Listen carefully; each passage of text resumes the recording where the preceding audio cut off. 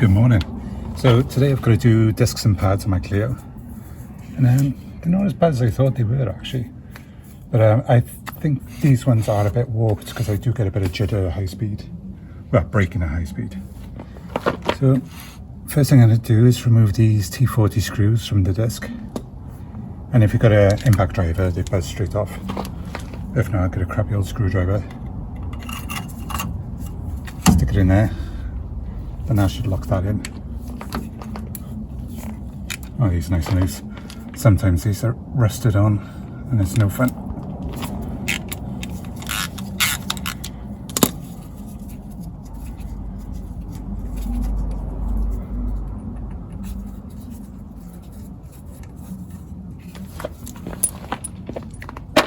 Throw those off. I'm going to look at taking the caliper off. I think these are probably, yeah, they're 13. You see on the back there, that's a 13 mil. Just about to see the bottom one.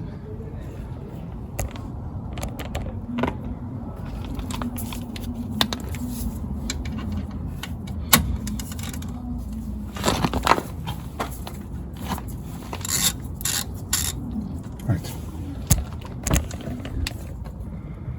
Need to get a screwdriver in there. It's turning, so I need to put the screwdriver on that bit.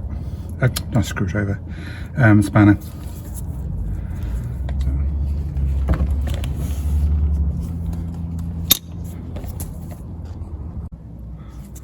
So with the 16 mil spanner holding that in place, I can carry on moving this nut. That's not safe. And then same with the bottom.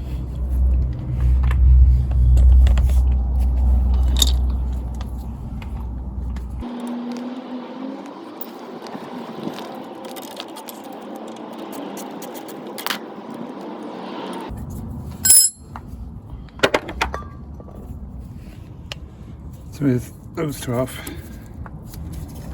yeah, probably going to need a bit of persuasion.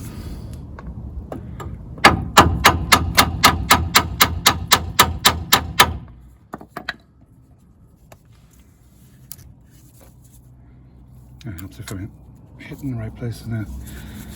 So it's very hot today and I'm quite Irish. I'm not doing well in the heat. So I'm going to rest that up there. I am going to tie it up in a bit because I want to take the disc off.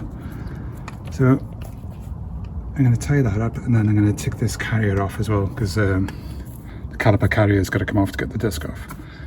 So what we're looking at there, I think it's probably a 17.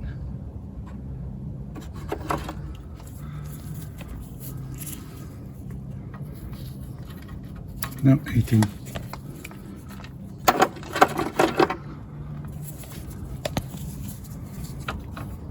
Yeah, it's an 80 mil. So what am I doing next? I'm gonna tie this up next before I forget, because that's where my brain's going today. So I'll tie it up, get this caliper carrier off, and get this disc off. So you just use the cable tie just to hold him up there. So I need to take the pressure off his hose because you don't want to stretch that and end up bursting. So I'm going to take off these two 18 mil bolts, get this carrier off, and then the disc will just fall off.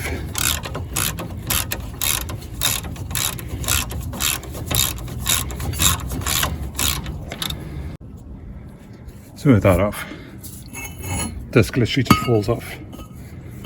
And I do believe this is probably warped. You're not going to see it, but at high speeds you'll notice the wobble. And the pads look okay.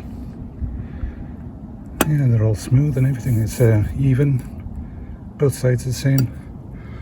But this disc is definitely warped, well, both of them. And there's quite a lip on there. So these need changing, and you can change pads without changing the discs, but for changing the discs I always change pads. So what I'm going to do next is pop these pads out and get the wire brush, clean everything up so all the new stuff fits in all nice and tidy, because it is got a bit of a build up. So before I put this back together, I've just been comparing everything, new parts against the old, and everything's the same apart from the old pad's got this little spring clip. Don't know if it's a locating thing or whether it's just a thing to cut down the noise, anti-squeak thing, I don't know. But don't need it. It's the same size and shape, that's all I care. And we checked the diameter of the discs is the same as the other one, so you can all start come back together once I clean up this carrier. Whoops. Sorry, I got my usual tripod, I've just got this gorilla pod thing.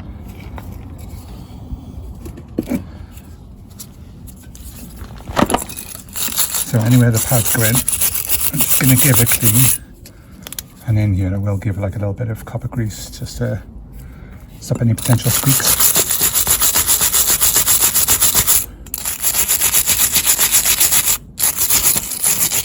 So anywhere the disc pad's going to be moving, I want to get rid of any sort of loose build-up.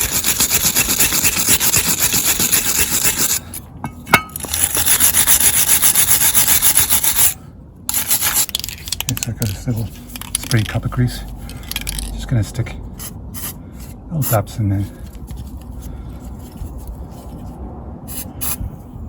Just a bit of prevention.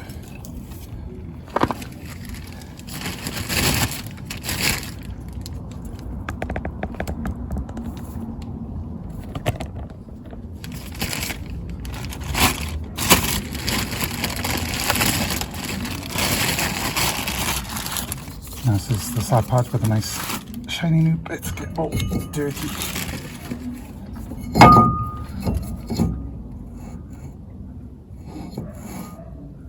So I've got to line up the locating screws and pop those back in.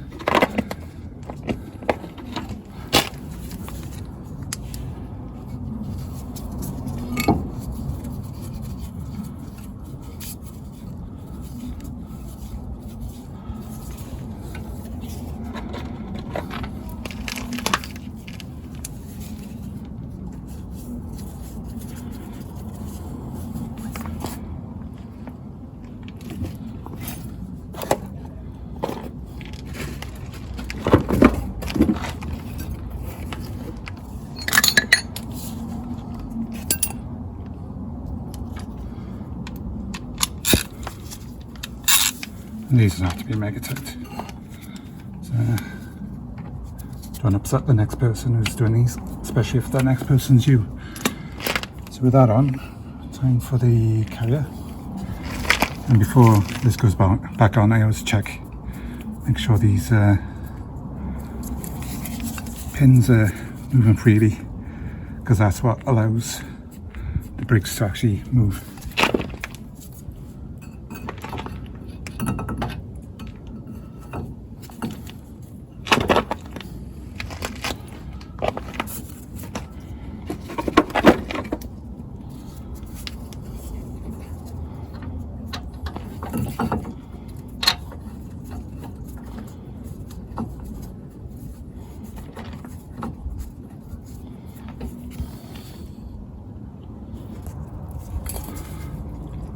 So thankfully it did turn up. Now I haven't got the torque settings to hand yet, because I'm going to torque these up after everything's back together and bled. So I'll just add in the torque figure, someone on screen now. Or you could do a VFT, very flipping tight.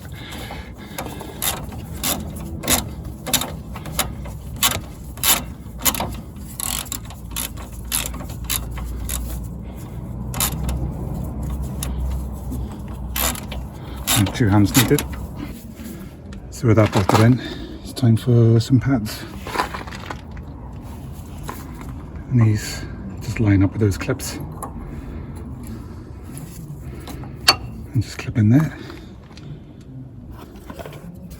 And same on the back.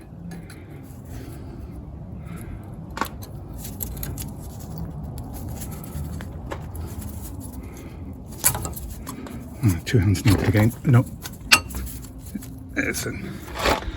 So caliper off. And I need to compress the caliper piston to do that,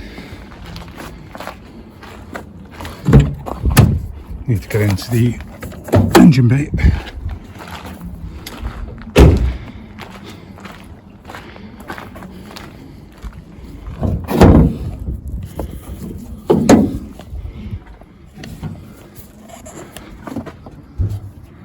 Stick the cap off the brake reservoir.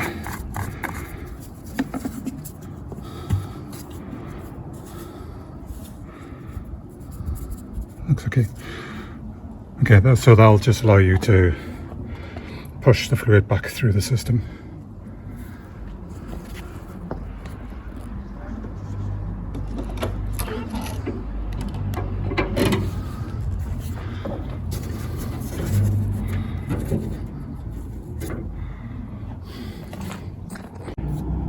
So winding back the brake piston could be done with a kit like this, but this is mostly for rear brakes that need to be actually turned as they're pushed in. With these ones you can generally use a G-clamp, but I can't find anything, so this turned up. So with that pushed in, this should just fit back over the pads and carry. It will take two hands, but I think that's there. So the new pads come with new bolts as well, with a bit of thread locker on it. It's just thoughtful. And seeing as these are Brembo pads, I didn't mean to buy Brembo, but that's all they had in stock and I wasn't going to go back. But being that it is Brembo, I'm inclined to trust the bolts are good quality, so I'll use those. So again, I'll torque these up later, but for now I'll do them up by hand and I'll put up the somewhere of the proper torque figure. So with everything back together now, ready to bleed. Now I'm not really one for like using proper tools, but I will insist on using proper brake spanners. What's that? Is that an 8? Yeah, that's an 8. So less likely to round the bleed nipple off. So I like to use a nice clear tube so you can see any air bubbles come through. So you ready? Yeah. Right, pump and hold. Tell me when you're ready. I'll do that. Right. Up. Down.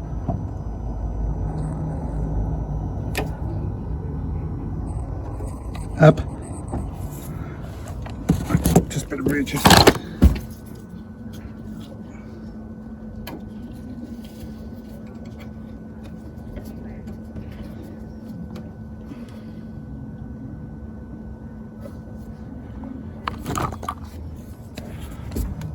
Got a bit more throw now on the spanner. Right, down. Up. Down. Up. Down. Up. Down. Okay, that'll do for now. Yeah, can't see much air coming out of there at all. That's pretty solid fluid. So I'm going to clean up this disc now. This will have like oils on it from the factory to prevent rust, and in fact I did plenty of rust myself. So I'll clean that up and then I'll get the other side done and it'll be time for a little test drive. So with everything fitted now, both sides being bled, normally what I would be doing now is topping up any lost fluid. But yeah, again it looks full already, so it must have been overfull. I don't know if you can see, but you can just about see that line inside there, which corresponds to the maximum line. And it's literally just a smidge into maximum. So I'm just going to leave that for now. So barring any problems with the test drive now, that's all done.